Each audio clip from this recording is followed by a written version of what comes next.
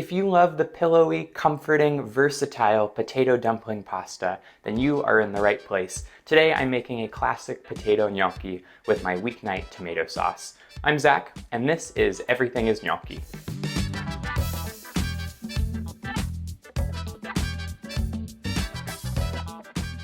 Let's make a classic today, because most of this channel is going to be bizarre remixes of gnocchi, and in order to make those remixes, we first have to understand the original.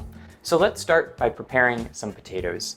I love russets for this recipe, and I've got about 1 pound. Now your goal is to cook these however you'd like so that they're fork tender. That is the perfect consistency of a baked potato or a ready to mash potato. You can boil them in a pot of water for about half an hour.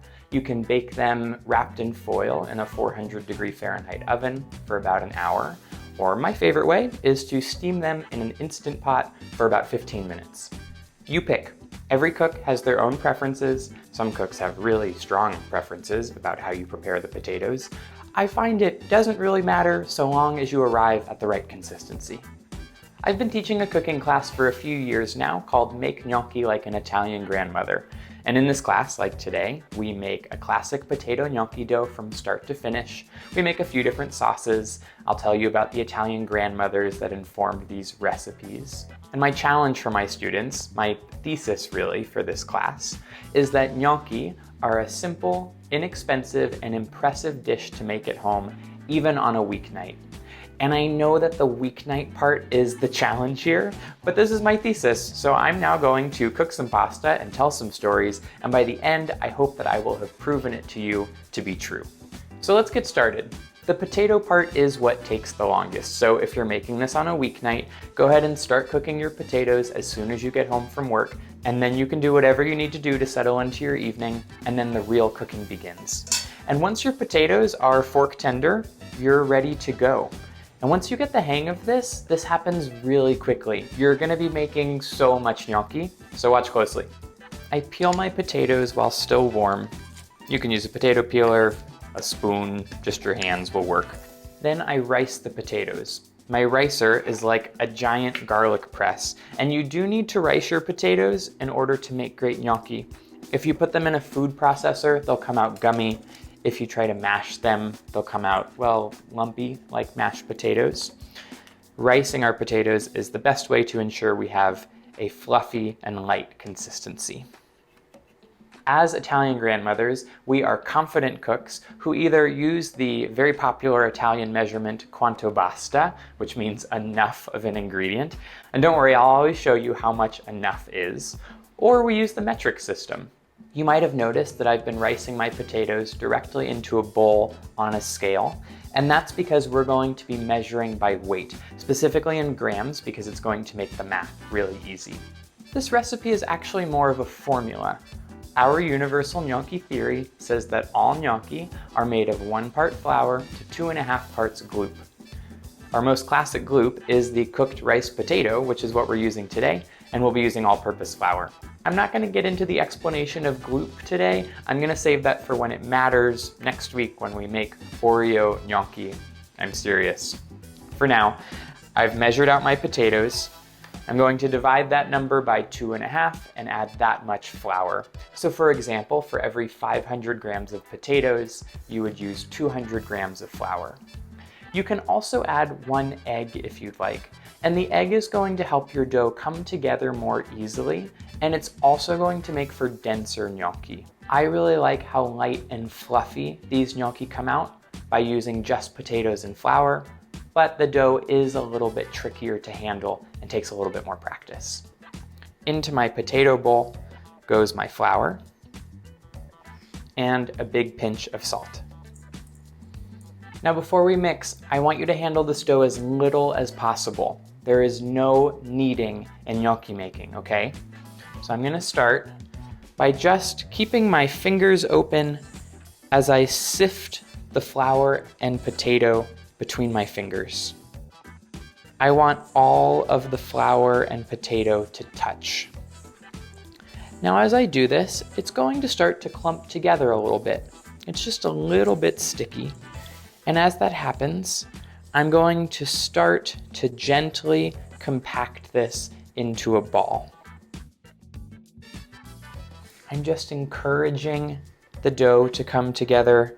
I'm not being forceful, just suggesting that it becomes a ball of dough. I can pick it up, set it back down on itself, press it gently between my hands. My dough has come together, but it's not smooth and it's not homogeneous, and that's okay, because we're gonna be handling this dough a few different times today, and every time we do, it's going to get smoother. But if we made it super smooth right now, by the end of the process, we'll have overworked the dough, developing too much gluten and making for really dense gnocchi. You can wrap this in plastic wrap or put it back in its bowl, cover the bowl, and let it sit for half an hour to an hour before moving on to our next step. This rest is always a great time to make our sauce, and we are in luck because today I'm making my Weeknight tomato basil sauce that takes just 30 minutes. In a medium pot over medium heat, I'm gonna add enough extra virgin olive oil to coat the bottom of the pan. See, I told you enough would come back. It's about a quarter cup. I've got 2 cloves of garlic, just whole cloves, gonna take their jackets off, into our oil, and then 1 carrot for sweetness. I'm gonna cut this into 6 pieces. I always cut mine into 6.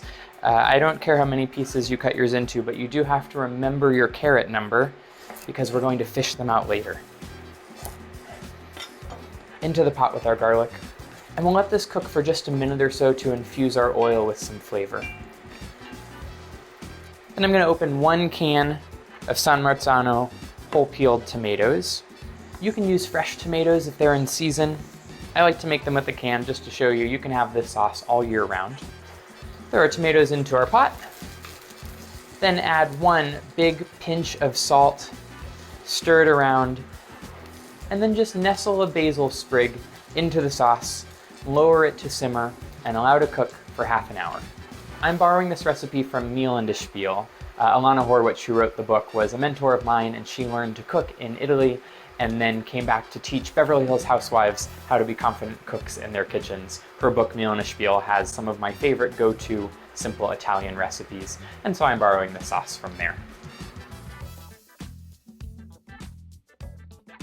Let's roll out these gnocchi.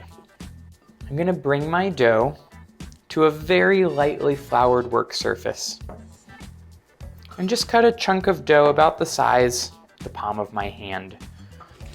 Now, giving our dough that time to rest allowed the flour to absorb the moisture from the potatoes, which makes for a smoother, more cohesive dough. And we also allowed the gluten to relax so that our dough is more likely to stretch rather than tear as we roll it out. I'm gonna start by shaping this piece of dough into a cylinder, then rolling it into a snake and putting pressure both forward and back and a little bit down into the table at a 45-degree angle. If your dough is sticking to the surface, you're pressing too hard. I'm going to take my bench scraper or a knife and cut my dough into gnocchi, into thumbnail-sized dumplings.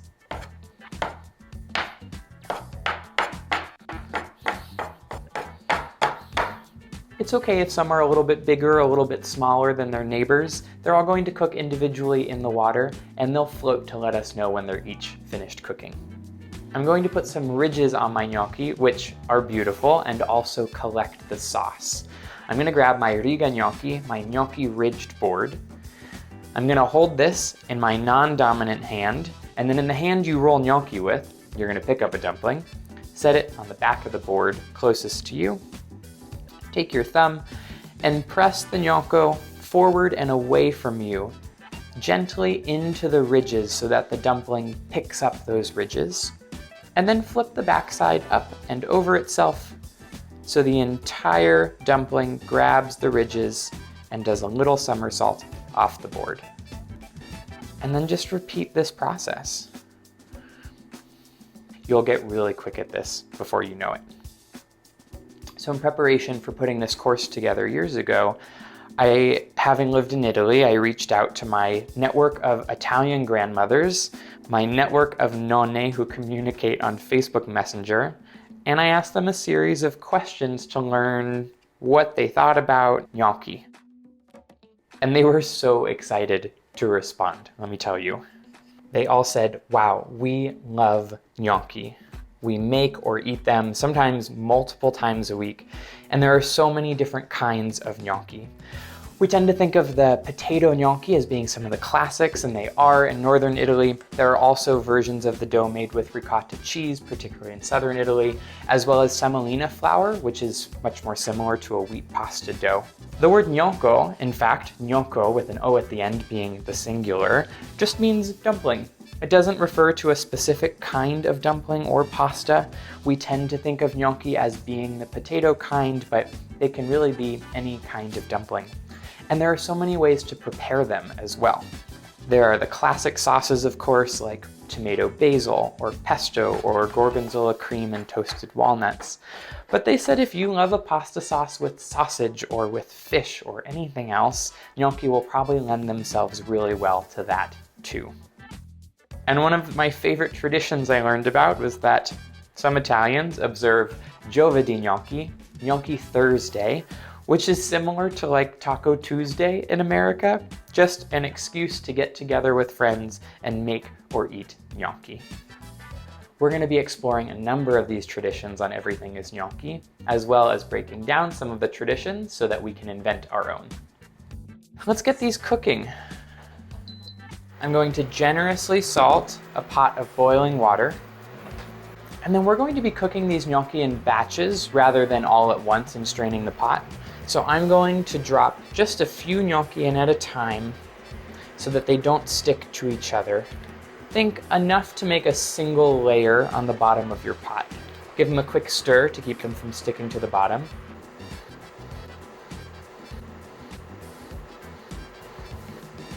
Here, after 2 or 3 minutes, my gnocchi will float to the top, and once they've hung out at the top for a few seconds, I'm going to fish them out directly into my sauce. It's okay if they're still dripping a little bit of water. I want some of that starchy, salty pasta water to blend into my sauce. I'll give these a stir, and then it's time to plate and eat them. I'm going to top mine with some Parmigiano Reggiano and some fresh basil.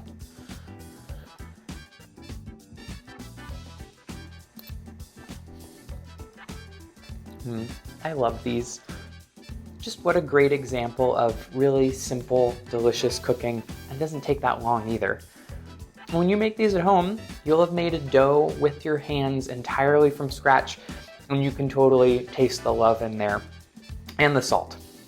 Well, now you know how to make potato gnocchi, and good news, this is just the beginning. I'm here to show you how versatile gnocchi can be. And so here on Everything is Gnocchi, we're going to make some of these Italian classics, as well as spins on the classics that are traditional gnocchi prepared in non-traditional ways, as well as gnocchi that already exist in other cultures but go by different names. And we're going to remix the recipe entirely and make gnocchi out of cookies and corn and other ingredients you never thought could be pasta.